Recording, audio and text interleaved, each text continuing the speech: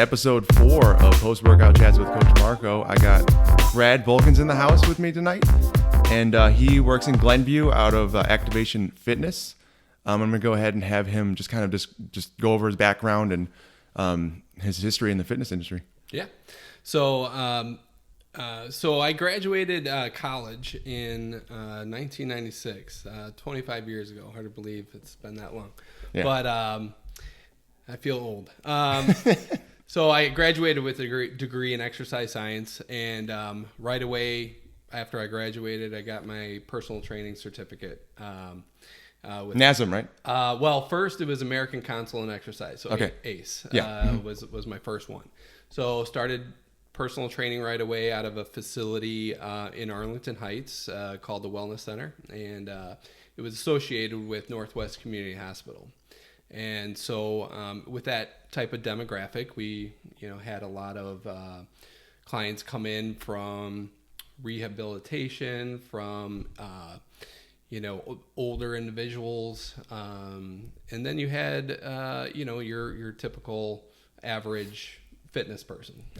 So a little bit different, maybe demographics that you would see, at some of the other box gyms that are out there. So from there, just really worked as I continued my career there. Just wanted to attain more knowledge, more certifications, and so what really I was interested in was rehabilitation and kind of the post-rehabilitation aspect of fitness. Mm-hmm. So people who have come out of surgery or who have recovered from an injury. Well, a lot of times those people they're done with physical therapy, let's say, and they're still having issues. They're still having issues with their knee or whatever it is. So there was a need for some post-rehabilitation, and so I continued to attain certifications that kind of specialized in that. As an athlete, kind of growing up, I was a baseball player and played baseball through high school, through college, and with that, a lot of repetition of hitting and throwing, and I developed injuries, specifically a shoulder injury that was pretty major, and had to have some major surgery on it. Life of an athlete. Yeah, life of an athlete, exactly. So I wanted to figure out, how can I make myself better, and I would go to all the different therapeutic techniques out there, chiropractic, massage, and those would help, and they have their place, but for me it just wasn't working for me. I discovered muscle activation techniques, and it was just through my own research where I found it, and then I found that there was somebody in Schaumburg at the time, Barrington at the time, who was a muscle activation technique specialist, and so I thought, well, I'll go to him and see if he can help me out with my shoulder. Yeah, because I had surgery on my shoulder. I was still limited in some range of motion, specifically external rotation of my shoulder. First session, he worked on me, and my range of motion just opened up dramatically.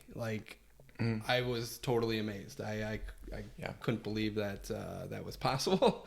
And so that caught my attention. I'm like, what is this thing?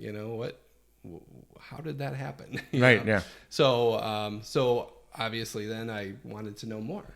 And so just through investigating what M.A.T is, I did my research, and it took me about literally 2 years to finally decide to go through the education process with M.A.T, because it is quite a process.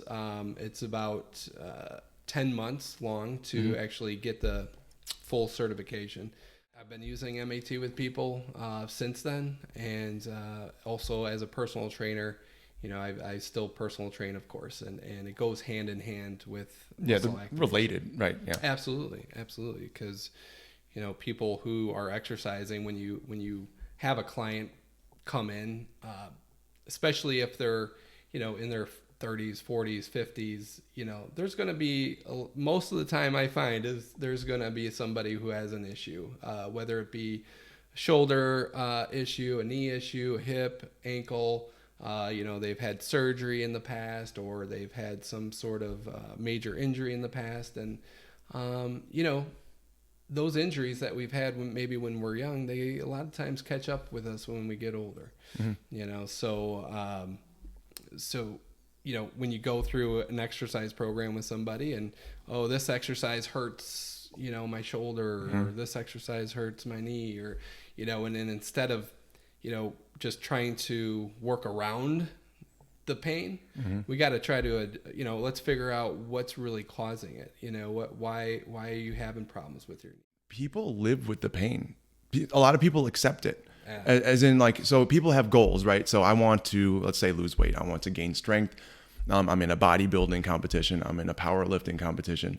And I have certain pains and I deal with them, right? They always they describe it to me as, I just got to grind through it, right? I got to go through the grind. No pain, no gain. Yeah, no pain, no gain. It's really embedded in the industry that it's okay to feel pain because it's validation that you're working hard.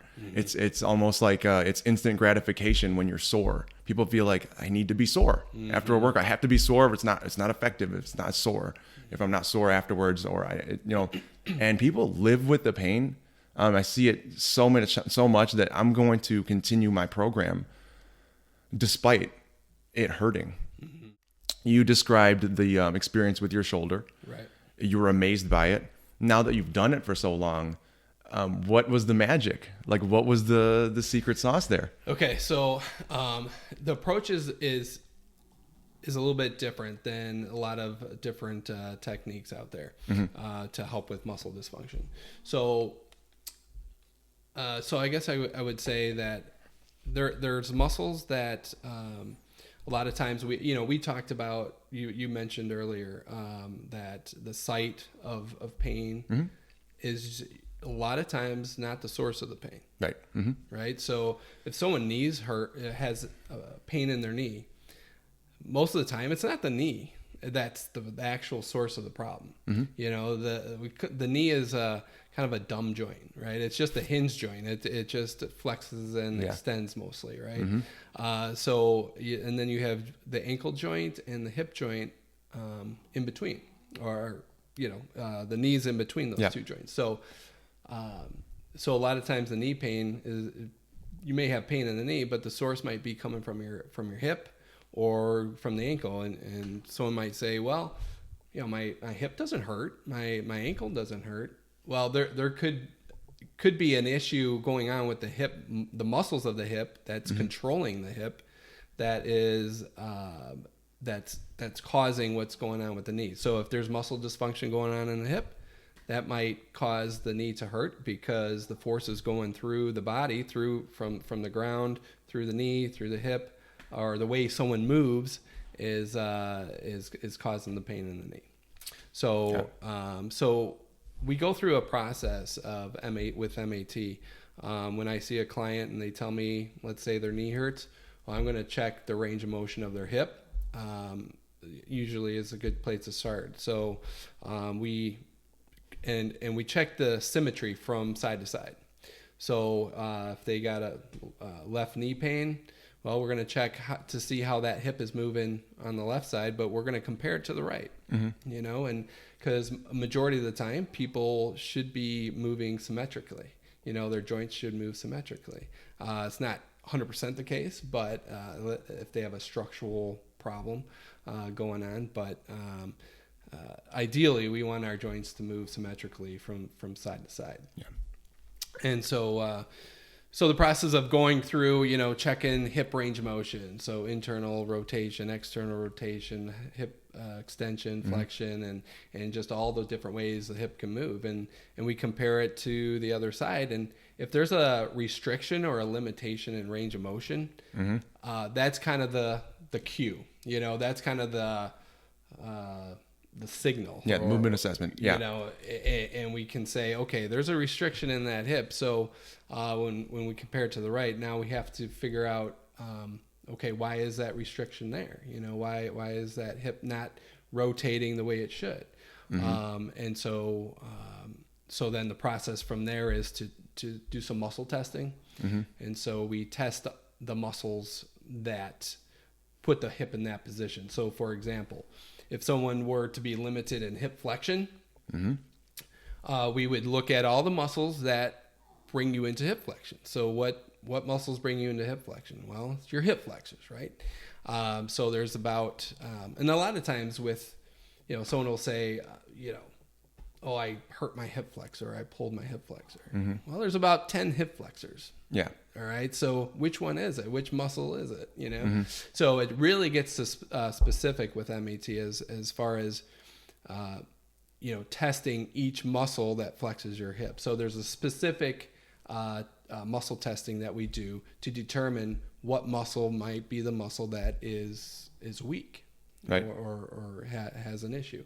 So we go through the process of I would test all the hip flexors and kind of see which ones were weak, and if those muscles are weak, then we go and we treat those muscles. So there's two different ways we do that.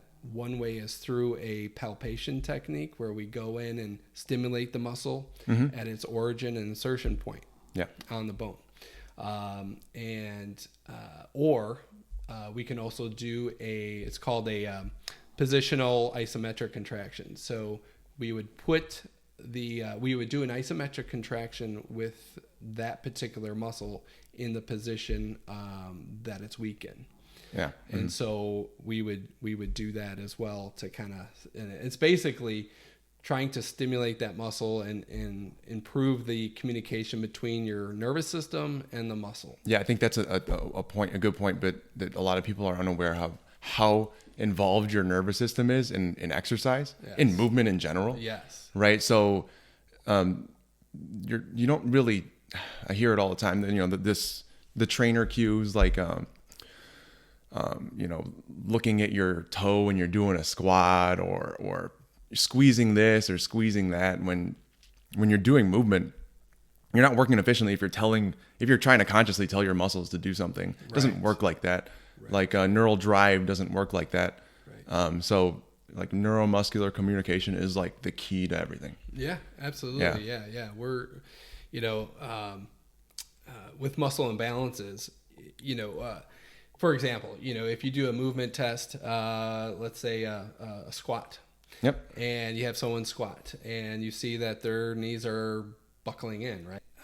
And then you tell them, oh, keep your knees over your toe. Well, a lot of times that cue can work if it's more of a situation where they just don't have the awareness. But most of the time, if it is a muscular imbalance issue, they can't make that knee. If they make that knee go over that toe or in line with that toe, they're going to compensate to do that. Right. In some way. So usually, like knock knees don't come from unawareness. They're clearly muscles pulling in. Right. So typically when you give someone form cues, it's about the hinge pattern, right? Like if you look in a mirror, how much bend do you have in your knee versus your hip? But when it comes to things like you're describing, that's not typically something from awareness, right? That's clearly something like an overactivity. Right.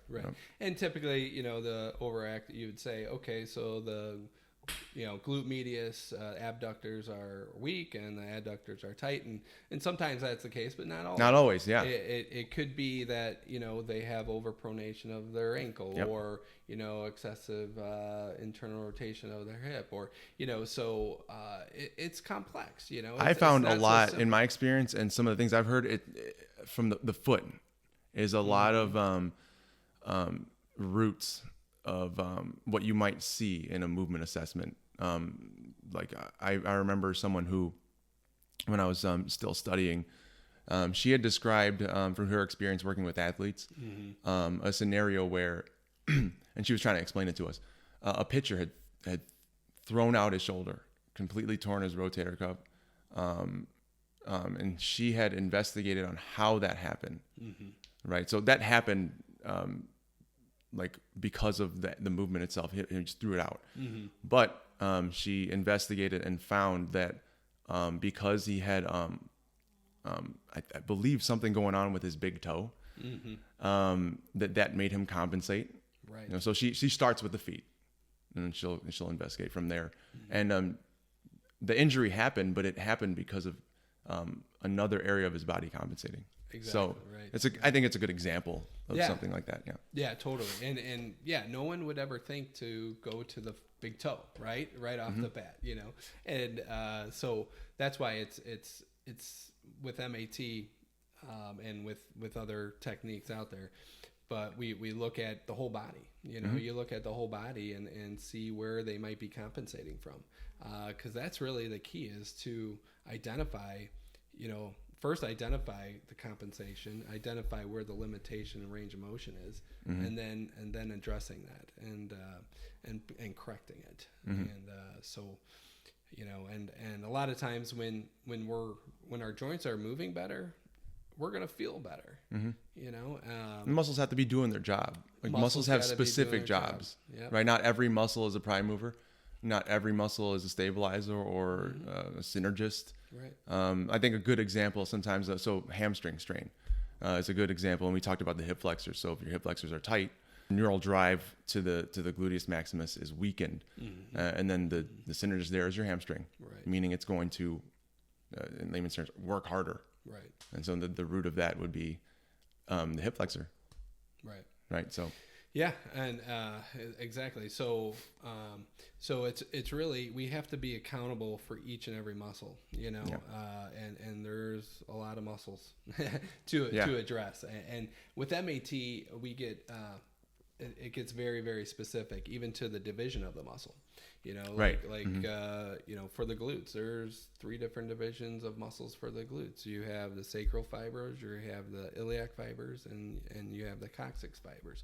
And so those, you know, different divisions of those of that muscle need to be looked at and tested.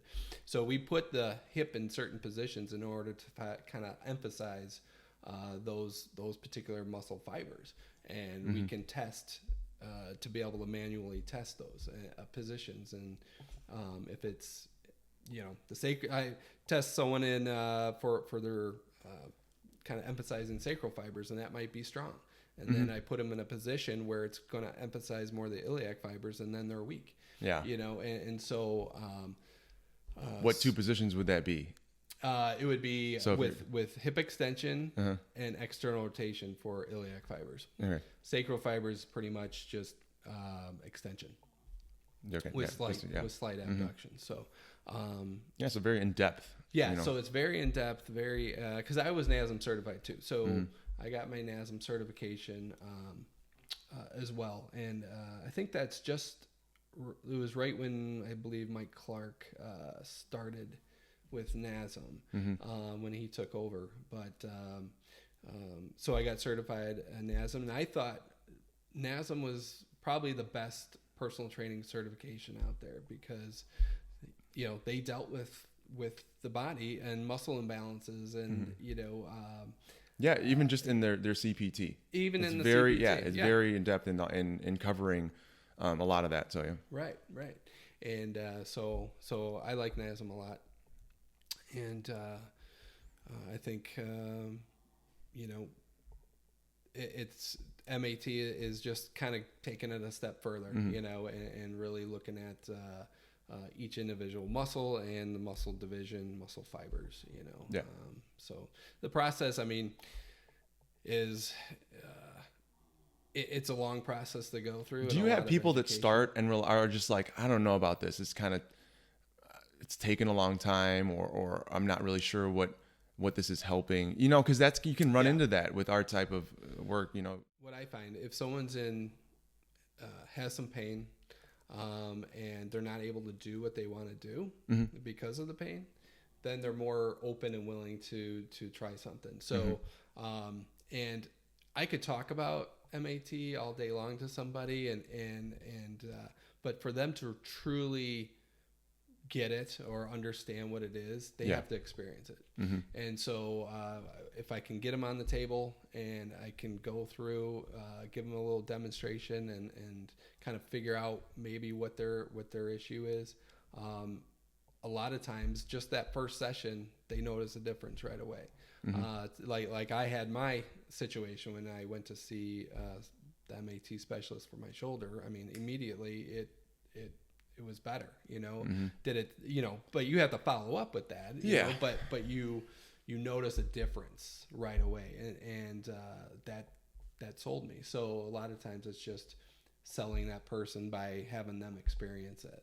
And then they're sold, once they notice, wow, that's different, and they notice they're able to move a little bit better, and so experiencing it is key, I think, for them, for the person. Yeah. I mean, do you feel like more attention should be drawn to muscle activation and corrective, preventative type exercise? Because I feel like it definitely is something that I think we talked about this earlier, is undersold. In the industry. It's not something that people look for when you first start thinking about exercise, right? It's not kind of the first thing you think of. It's something that's like, oh, I hurt myself. Now I got to figure out what to do. And people go through the like you said, go through the therapy, try to find something that helps them. But in order to sort of really fix your problem and your pain, you have to activate, you have to work the muscles specifically in a way to help your body, balance out, because there's a muscle imbalance, there's muscle dysfunction somewhere that creates pain. So right, yeah, absolutely. I usually what I'll do, if someone comes to me as a client for personal training, because not every, I do both. So I do personal training and I do muscle activation techniques. So if a client comes to me for personal training and they say, well, my goal, I want to get stronger, I want to, lose weight, whatever it is. Those are the common ones. Those are the common ones, right? So I'm not going to force M.A.T on them and say, hey, you know what, we'll do some movement assessment. Usually a lot of times through our relationship that we build over time, they might start struggling with something, some sort of pain or whatever during the course of time. And so that's a good time to then kind of introduce, hey, you've been kind of complaining about this. Maybe there's something we can do to help with that. So, and they're always willing then at that point, once they get to know you and stuff, that they're willing to try to figure it out. Well, you built the rapport with them through personal training. So yeah, that definitely helps. Right. Corrective exercise, M.A.T, those different techniques can be used across the board for all ages, for all fitness levels, athletes,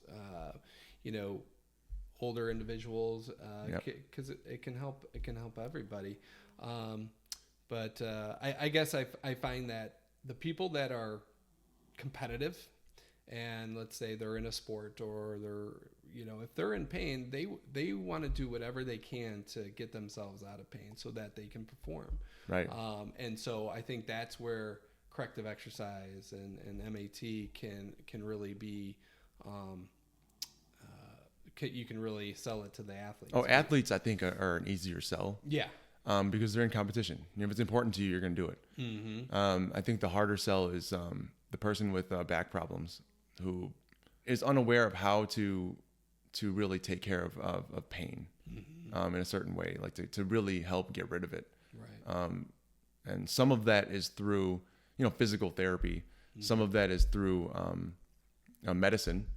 But a lot of it for longevity, I think, is kind of what we deal with. Right. So. Yeah. I find,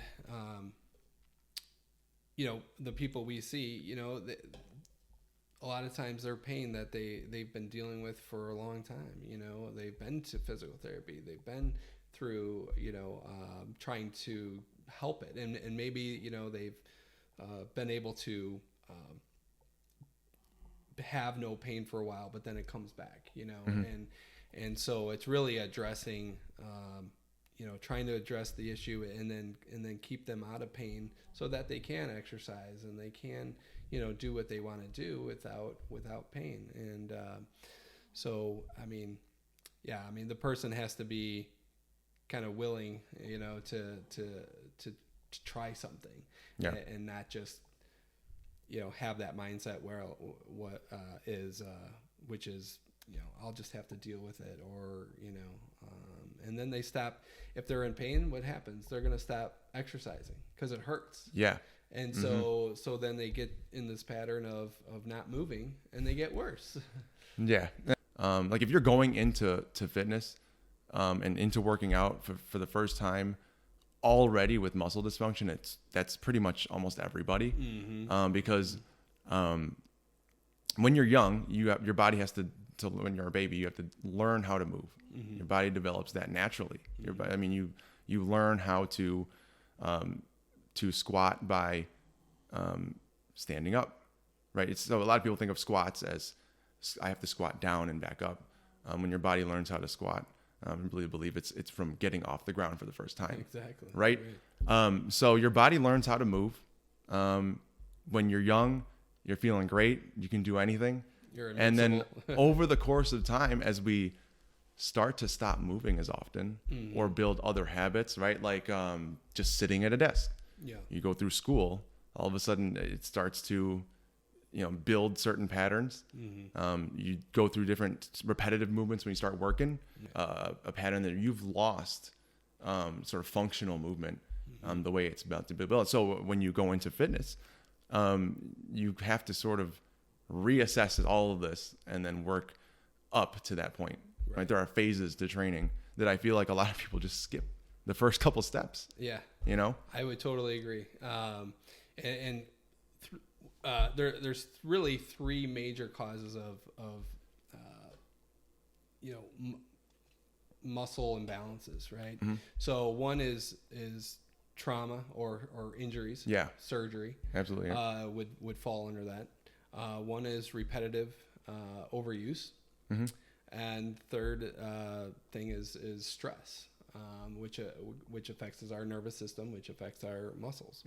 So those are kind of the three kind of top ways that affects our muscular system and causes muscle imbalances. So when you mentioned repetitive overuse,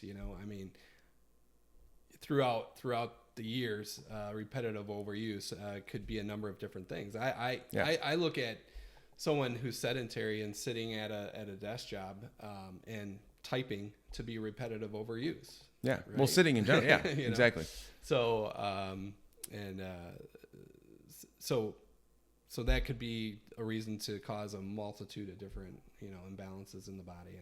And so if you take someone who's been sedentary for years and been working at a desk at a computer for years and they want to finally exercise and get in shape, you have to go about it appropriately and making sure that you're not gonna hurt the person. Right. You're trying to help them and help them feel better and get them active again, so that they can, so they can get in good shape, so they can lose weight, so they can, not have pain. Right. Well, I hope this conversation has kind of enlightened some people to M.A.T, to I guess just focus more on specifics in training and ways that you can help pains that you might have, right? Yeah. That you might be working out through, right. To address those things, before they get, worse than they are. Yeah. Well, I guarantee you have listeners that are dealing with some sort of pain. I know that they are. I know that they are. Muscle pain, joint pain, and they're just trying to work through it or and that's not always the best case. And not to say that everyone's ignoring it. It's just that they don't know maybe what to do. Yeah, right. You've seen some people, maybe this can be another thing you can try. Right. Right. Exactly. Yep. I mean, I always encourage people to don't live with pain, figure out what works for you, and I would never recommend someone to get surgery to fix their pain, unless it's absolutely necessary. You know, Right. like I think someone should only get surgery if it's the last resort. So I always encourage people to try to go to all different types of techniques, people who do all different sorts of things to try to help alleviate pain or help with pain first before going under the knife. Because going under the knife, you can't reverse that. Yeah. So and most people I talk to want to have surgery. right. I don't know a lot of people that are just like, I got to get it now. You know, there are some people that just don't know other ways. Right. Like I go to my medical doctor and I do whatever they say. Right. Which is a little scary to me. Is to just listen to one person. Right. You know. Always get a second opinion. Yeah. That's what I always say. You know, don't go by just what one doctor says. You know. Yeah. Get that second opinion, and if that person has a different opinion, you know, that I would be. Well, pharmaceuticals, the medical community, I always look at them as well. They need a job. They need sick people. Yeah. They need people that are hurt. We don't typically want to have people injured in what we do, but there's a reality that people are, and there are ways to help them with it. Yeah, absolutely. So yeah. There's so many different ways. I mean, yeah. You know, try everything. You know, I would encourage someone just to try everything. There's so many different. Yeah, things just don't give up. There's definitely don't give up. And I know some people are very determined to just continue their fitness journey. And I've seen sort of injury start to wear on a person, and you know, they have to try this and that, and they spend so much time, money, trying to figure out what can help them. So this is hopefully another resource. Why don't you tell people where they can find you? Sure. Yeah. So I'm in. I actually have two places I work out of. One is in Glenview with Activation Fitness, and then there's another facility in Crystal Lake that I work out called Believe. Okay. Believe Independent Training Facility, and that's in Crystal Lake. So those are two different places that I work out of, and they can reach me either email, which is ompfitness@gmail.com.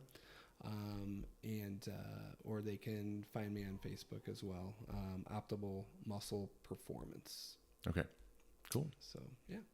All right, thanks for joining me tonight. All right, thank you for having me. It was fun. All right, cool.